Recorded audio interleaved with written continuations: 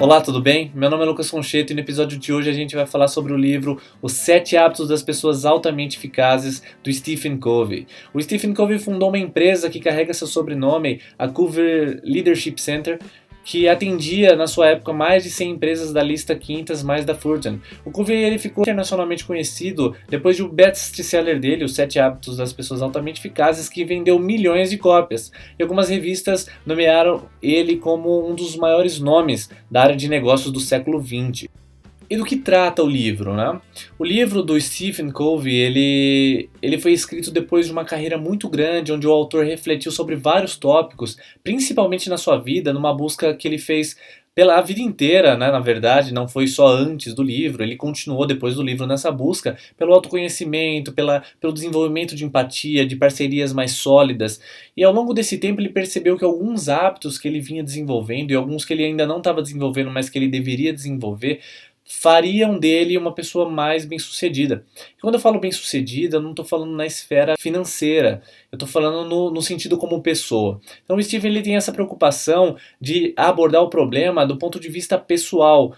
Esse livro, mais do que um guia, mais do que um passo a passo para se ter sucesso, ele é um despertar, ele é uma oportunidade para você pensar alguns hábitos de pessoas bem-sucedidas, pessoas que vão além da esfera financeira, pessoas que têm uma autoconsciência, um sentido, um propósito de vida bem definido. São pessoas que, além do seu sucesso financeiro, empresarial, às vezes não têm uma posição tão destacada, mas são pessoas que vivem numa harmonia bem grande, são pessoas que encontram satisfação, e é isso que o Stephen ele aborda no livro. Quais são os 7 hábitos das pessoas altamente eficazes? O que ele quer dizer com altamente eficazes? Pessoas que fazem coisas que não é preciso ficar de repetição, coisas que são desnecessárias. São hábitos que vão te dar progresso, vão te dar resultado no longo prazo. E essa é a grande proposta do Stephen Covey. É importante, antes da gente discutir sobre os 7 hábitos, falar um pouco sobre os mapas sociais, que ele fala que são os fatores de determinismo, que são as formas que as pessoas se posicionam no mundo. Como outros livros e outros vídeos que eu já comentei sobre as pessoas reativas, o autor também usa essa ideia. Ele vai falar das pessoas que são reativas e das pessoas que são proativas. A ideia dos mapas sociais e dos fatores de determinismo é que algo determina quem nós somos. Ele fala de 3 possibilidades: o genético, o psíquico e o ambiental. O primeiro deles é o determinismo genético. Então, as pessoas acreditam que eu sou do jeito que eu sou por causa dos meus avós, dos meus pais. Não tem muito o que eu fazer porque eu sou definido pelas minhas origens. O segundo é o determinismo psíquico. É aquela afirmação de que eu sou do jeito que eu sou por causa de como eu fui criado, como meus pais me trataram, como foi minha infância, como foram meus traumas. Então não tem muito o que eu fazer, eu sou uma pessoa traumatizada, eu sou uma pessoa que recebeu essa carga. Depois disso a gente tem o determinismo ambiental, que é o quê? Eu sou do jeito que eu sou por causa do meu ambiente. Eu sou do jeito que eu sou por causa do modo que a minha mulher me trata, meus filhos me tratam, como o tempo está, se o tempo não está bom, eu também não estou bem. Então eu sou uma pessoa reativa e sou determinada pelo ambiente que eu estou inserido. Então ele fala desses 3 tipos de pessoas reativas. São pessoas que reagem a certas circunstâncias, a certos contextos e se definem a partir disso. Ele vai falar que essa é a primeira barreira que as pessoas encontram para evoluir, para se construir, para desenvolver um autoconhecimento maior, mais amplo de si. Para a gente fechar o conceito de reativo, é bom a gente entender que as pessoas reativas elas não têm consciência que elas são reativas. Elas não sabem, elas não percebem o porquê elas tomam as ações que elas tomam. Por que elas fazem o que elas estão fazendo. Elas não têm consciência nenhuma de si. E é por isso que elas colocam culpa nos outros fatores. Porque para ela está tudo ok. E é realmente o ambiente, a genética, são questões psíquicas que afetam ela.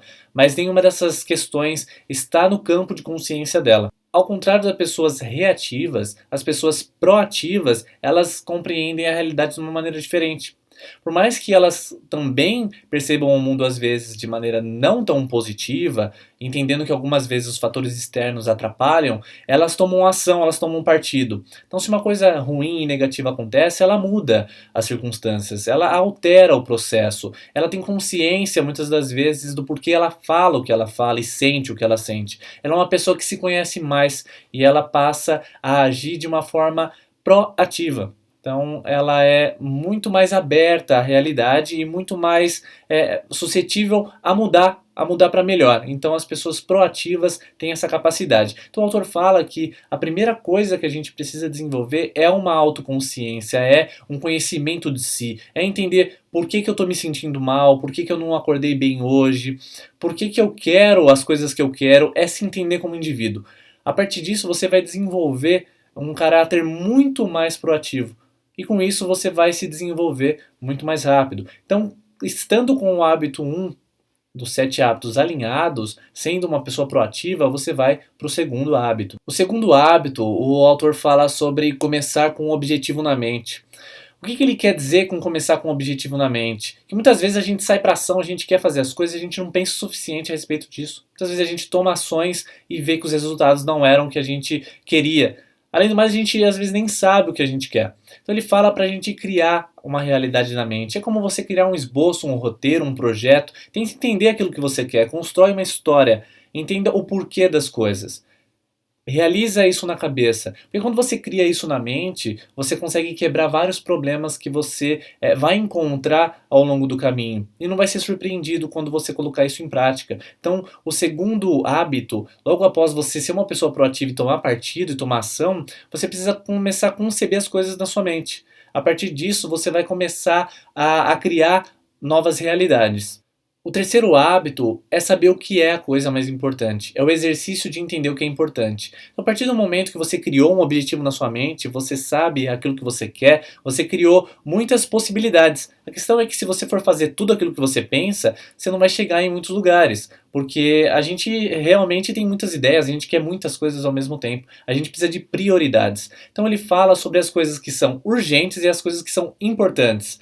A gente tem que ter menos coisas urgentes. A gente tem que fugir do que é urgente. A gente não pode deixar as coisas como última hora. Ele fala que é o trabalho de apagar incêndios. Tem muita gente que o trabalho dela se caracteriza em apagar incêndios. Eu não estou falando dos bombeiros. Estou falando de pessoas que deixam as coisas para a última hora, que não pensam nos detalhes. E aí acaba que ela não consegue desenvolver tudo com qualidade porque ela tem que correr para entregar um projeto, correr para finalizar alguma etapa e não consegue evoluir. Então ela tem um problema aí de sempre estar fazendo muitas coisas muito rápido, sempre urgências e nunca evoluindo.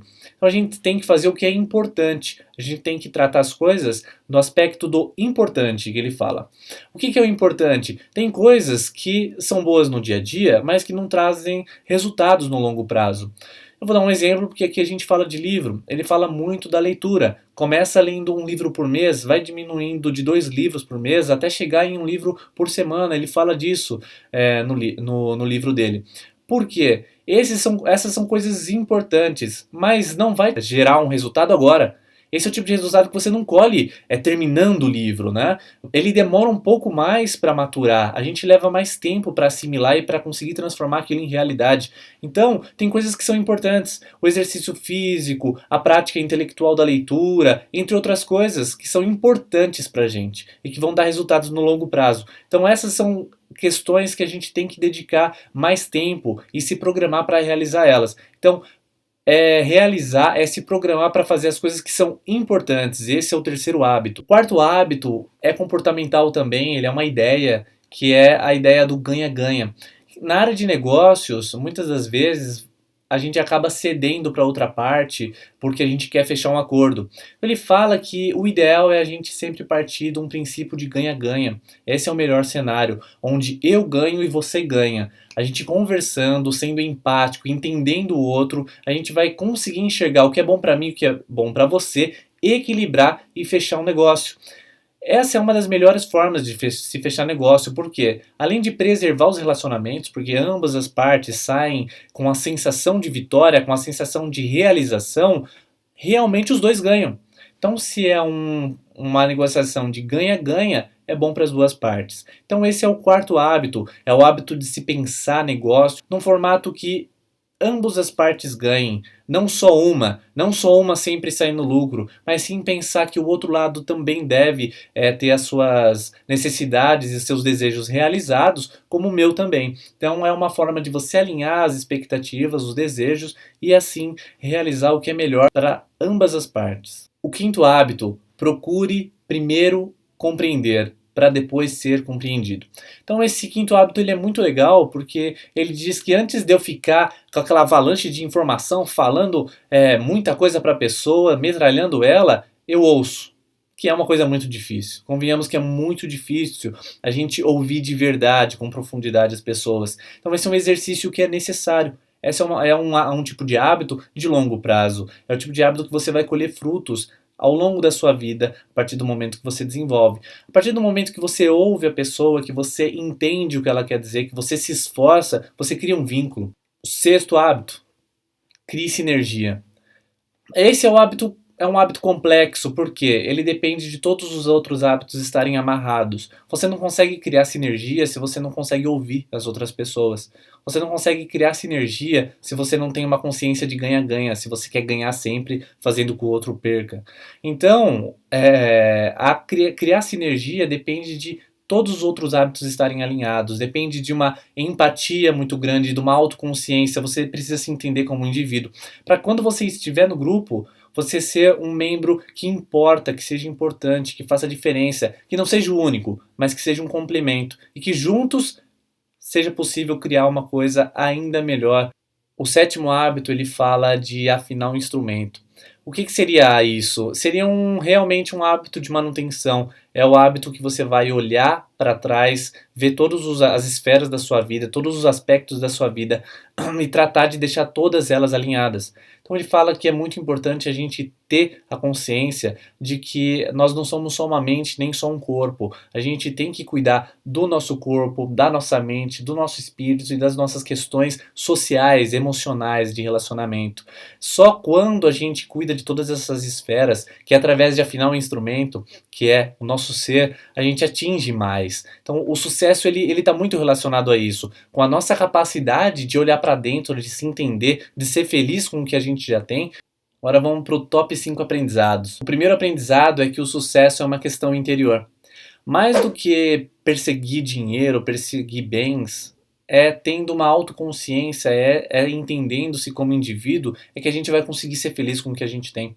Então, por mais que você possa ter 1 milhão, 10, 100 milhões, é muito difícil você ser uma pessoa completa se você não se entende como ser humano, se você não tem uma introspecção, se você não mergulha dentro de si. Por quê? Porque o sucesso, ele é uma questão interior. Ele é uma questão de como você se posiciona no mundo, como você enxerga as coisas e como você dá sentido para todas as outras coisas. Então, isso é uma coisa muito marcante do livro. O sucesso é uma questão interior. Segundo aprendizado, a mudança é um processo gradativo.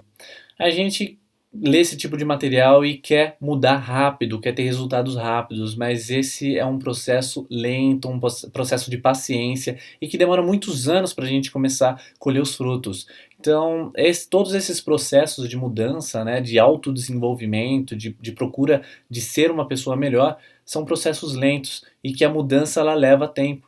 Então esse foi um livro que confirmou mais uma vez que é preciso ter paciência, se desligar um pouco dessa urgência que a gente tem nos nossos tempos de ter sucesso, de ter resultado, de ser alguém impactante e ter um pouco mais de paciência de se construir como indivíduo e entender que a mudança leva tempo. O terceiro aprendizado é ser mais proativo e menos reativo.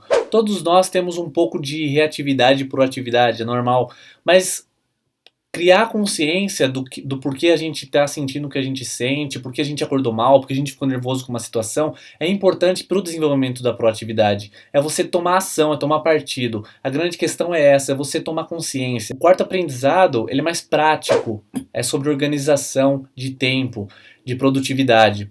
Ele fala que ele levou um tempo para se organizar e que ele passou a organizar a semana ao invés do dia. Então todo domingo, todo final da semana, ele juntava tudo que ele tinha que fazer nas diferentes esferas da vida dele, que ele considerava positivo, e a partir disso ele executava durante a semana. Então no domingo de novo ele fechava, tirava, balanceava e via o que aconteceu, o que não aconteceu e fazia um novo planejamento. Por que isso é bom? Quando a gente começa um projeto e a gente acaba desanimando, isso acontece porque a gente não tem clareza, falta clareza. Quando falta clareza, a gente fica inconsistente no processo. A gente começa com muito gás, com aquela energia de foguete para começar um projeto, uma ideia, e de repente no meio do processo a gente acaba desistindo. Porque faltou consistência, faltou clareza. Quando você tem clareza, você tem noção do que você tem que fazer. Quando você determina isso, você consegue realizar muito mais. Primeiro porque você tem uma sensação de realização muito maior, porque dia após dia você vai ver as coisas sendo concluídas. A outra é que você vai ter uma visão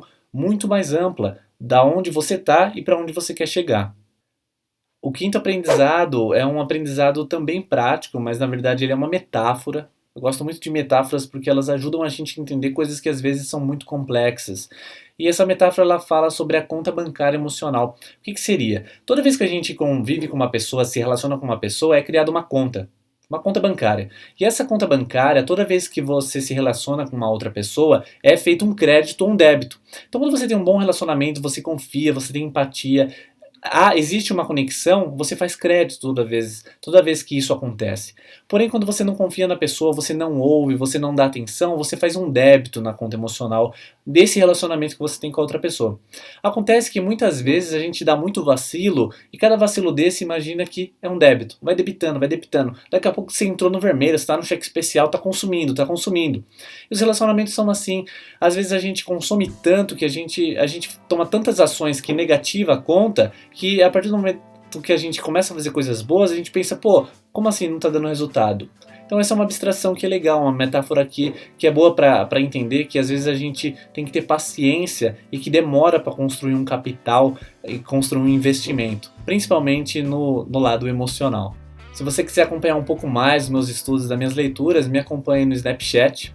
E esse conteúdo você pode encontrar também em texto e podcast no site livrosenegócios.com.br. Gostou? Semana que vem tem mais um vídeo com mais um livro. Tchau!